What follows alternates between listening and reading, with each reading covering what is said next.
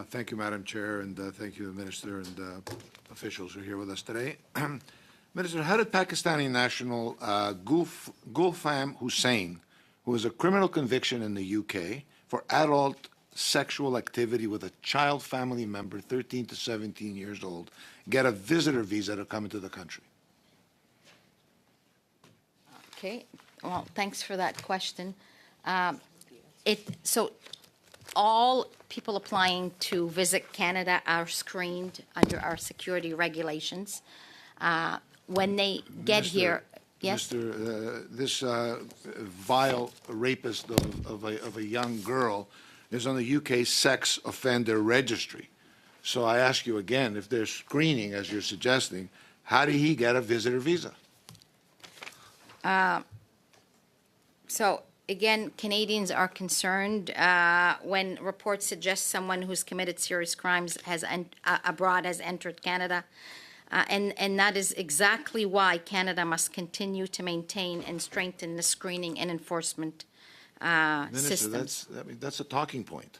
I'm talking about an actual case of a rapist who came into this country, who from a G7 country, who was on the child abuse registry of the United Kingdom. Okay. Clearly giving me a talking point as an answer doesn't answer the question of how that person got into this country.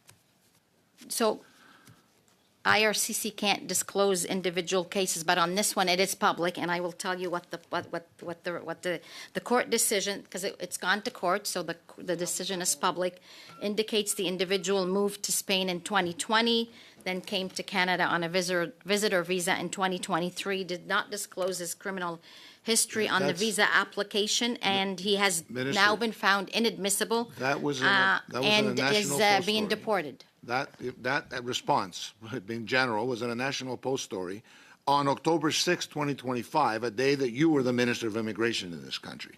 Okay? So basically, does it all it take for someone's background check? Is it okay with you if someone just doesn't tick off the box that says I have a criminal record as a proper screening for coming into the country? So Canada, a proper screen would have surely found this individual.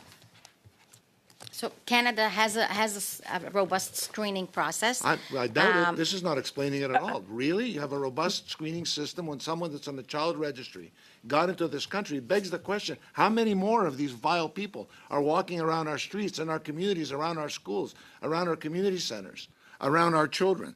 Another case in point, Minister. Two ISIS members, Ahmed and Mustafa El-Didi, came into this country in 2018. They moved into my community in Richmond Hill.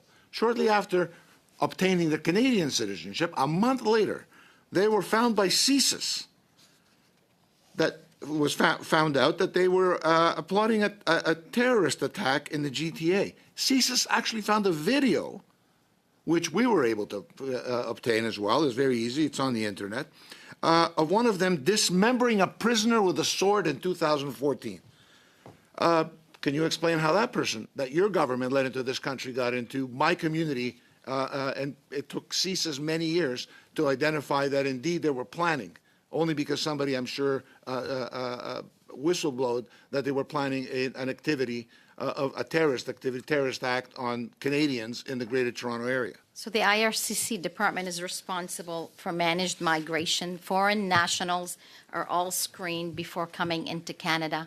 When things like that happen, we work with CBSA, we work with policing partners, we work in the system, and people are treated accordingly. And that's why you now have another bill in the legislature to deal with criminals. You mentioned CBSA. CBSA officials testified before this committee that IRCC officials can and do overrule CBSA and issue permits even if CBSA has given a negative assessment.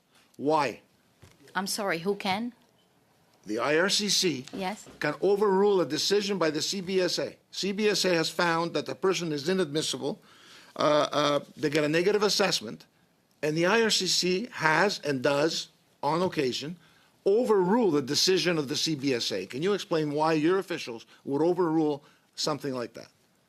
Why people would be allowed in our communities, on our streets? Quick response, please.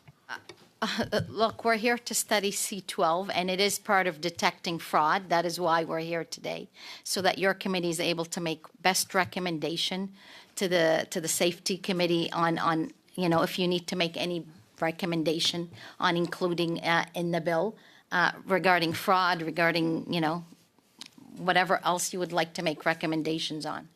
Thank you, Minister. And now we have